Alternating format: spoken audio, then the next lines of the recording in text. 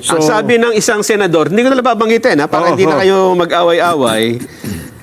Kung mapapatunayan nating peke ang notaryo, mawawalan ito ng bisa at bababa ang kredibilidad ng testigo.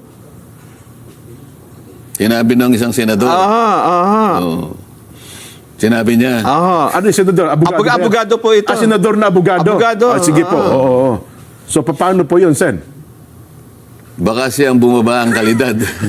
Kasi, hindi ba niya alam, nandun kami, ewan ko kung nandun siya, no? Pero ang sinasabi ko, sumumpa yung witness. Okay. Okay. Si Gutesa. So ano man yung pagkukulang, halimbawa, aminin na natin kunwari lang, granting na talagang hindi yung pumirma, granting na nakuha ni Gutesa yung pangtatak. Ano? Siyam na meke. Yung stamp.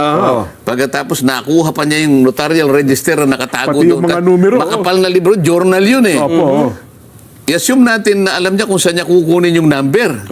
Siya yung naglagay, ano? Pagkatapos nakuha niya yung dry seal, at siya yung naglagay ng dry seal. Okay? O, di peki talaga, no? Kaya lang sumumpa nga siya.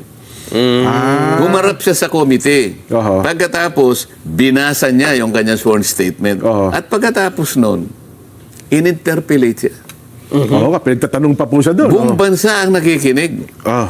Parang, ang ibig lang sabihin nun, nawala na, kay notaryo wala. Sa hindi. Doon na napunta eh. So, Kaya yung curative effect nung pag nandun na yun. Kaya wag mo sasabihin na nawalan ng visa yung... Kung halimbawa, private document lang, halimbawa, deed of sale, baka sakaling maniwala ako. Hindi naman na subject sa ano yun eh. Ito merong committee eh. Ayun. Di ba? So kung pumunta doon, halimbawa, natapos po siya ng kanya pinanotaryo, wala rin diferensya yun, Sen. Ano na, natapos siya. Walang notaryo. Sinabi nyo, pwede ba yung statement mo, ipanotaryo nyo after na siya humarap sa pagdinig? Oo, kung kakailanganin pa. At para lamang lahat ng nagdududa masatisfy kahit hindi na kailangan. Sige, panotaryo nyo uli. Wala namang problema kung panotaryo mo.